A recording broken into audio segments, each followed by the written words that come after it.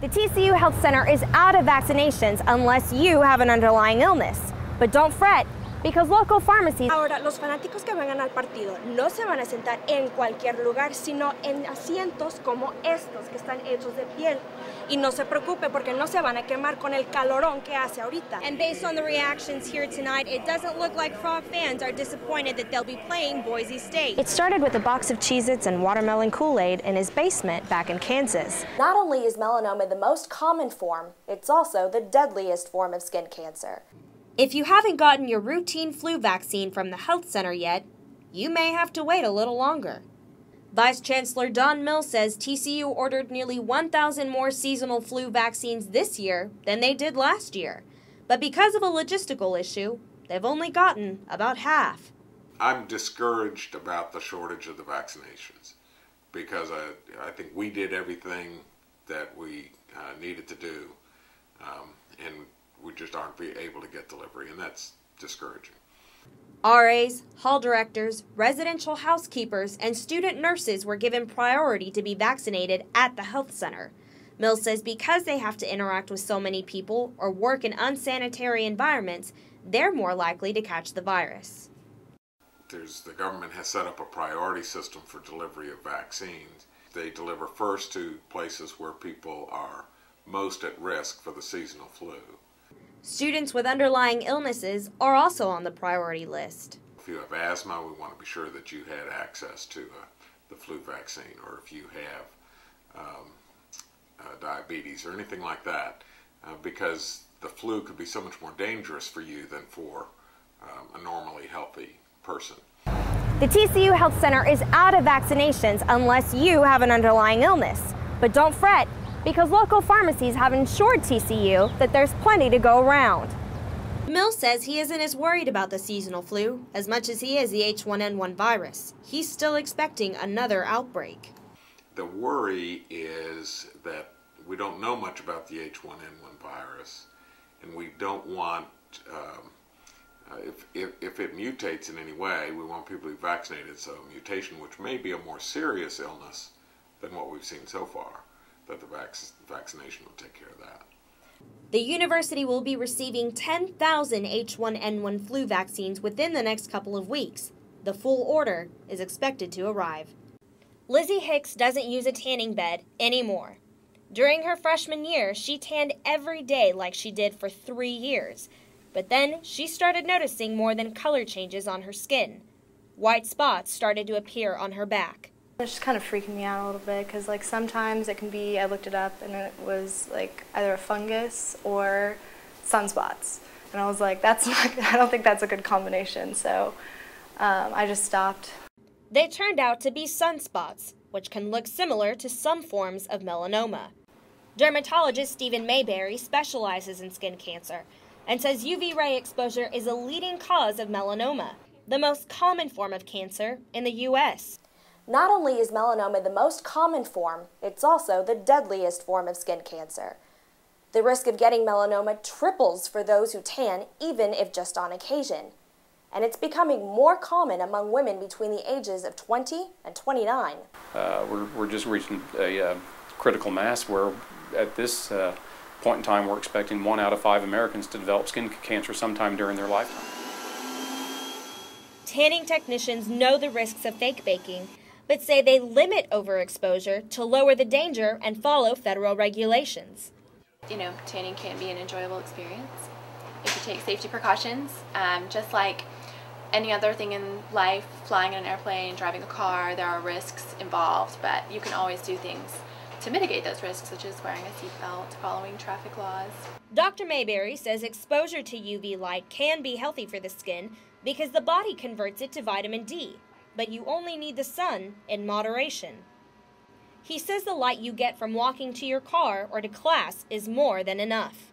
Hicks says since she stopped using tanning beds, her skin feels healthier. I can definitely tell the difference now between my skin, like just using sunscreen and like just like tanning outside, you know, at an appropriate rate, and tanning every single day in the tanning bed, just in my skin, just how like soft it is and stuff like that. She wants tanning addicts to understand the health risks involved when trying to get that sun-kissed glow. Patty Espinosa, TCU News Now. This is the jingle that junior marketing major Mike Vosters wants you to remember. It's what you hear when you go to his website, How About You? I think it's kind of catchy and just kind of flows off the tongue. The site is meant to be a place for the TCU community to let their voices be heard about anything. Entertainment, literature, politics, and just life in general. It started with a box of Cheez-Its and watermelon Kool-Aid in his basement back in Kansas. He wanted to find a way to help musicians promote themselves here on campus. It's always the weirdest story because I think everything, like I started an organization, everything I've started kind of has a weird beginning. So it started out like that, and I was like, well, it needs to be kind of a hub that people can come to kind of put all their stuff on there.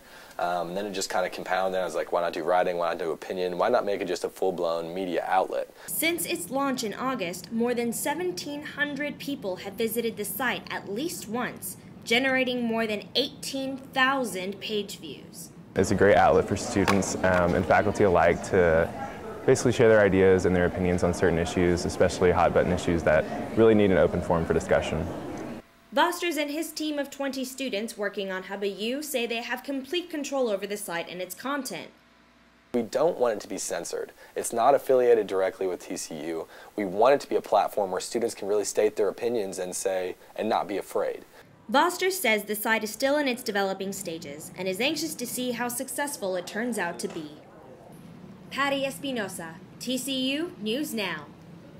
For Will Murphy, registering for classes is not as easy as it looks.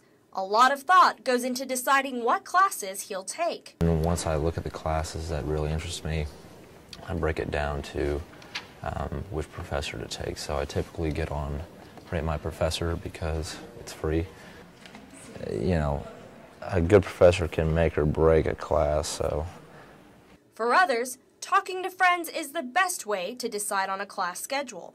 Your friends know you better and they can say, oh, I like this professor, but you probably shouldn't take them because you don't like writing and there's a lot of papers. Or, you know, I've heard really good things about this professor instead of this one. I think your friends probably are a great resource whenever you're registering for classes. I asked Facebook users to tell me what it is they do to help them decide what classes they'll be taking. Some said that it all depends on the time of day, the length of the class period, and the emphasis of the class. But still, most people said they still use RateMyProfessors.com. For TCU, there are 893 professors in almost 60 different departments to choose from on RateMyProfessors.com. It's been real helpful. Usually the comments are pretty accurate, but you also, you know, should consider that there's always going to be a few people that don't like the professor, and so just look at the dates and see how often, you know, he's actually getting these good or bad comments. One of my favorite professors ever at TCU actually has horrible ratings on Rate My Professor. And just because if you go in, and it depends on the kind of person you are. If you go in and you don't want to do the work and you're not going to work for the grade, then yeah, you're going to hate her. But like I went to her office hours and she was great, loved her, one of my favorite professors I've ever taken. So I gave her a good review, so maybe someone else will take her. A study published in the Practical Assessment Research and Evaluation Journal found that RateMyProfessors.com has a close link to university student-teacher evaluations. But to the chair of the Spanish and Hispanic Studies Department, the site is not the most effective method for choosing classes. I don't think that's the best way to go, really. They should simply talk to their friends. It's always a good thing to do. When they come to me, I am not going to easily tell them, go to Professor A versus Professor B. Why? Because professors bring strengths to the classroom in various ways. Dr. Agor says that students who are unsure about what classes to take should talk to their academic advisors for guidance. But for many, there will be some classes that they just have to take, regardless of what RateMyProfessors.com has to say. Patty Espinosa, TCU News Now.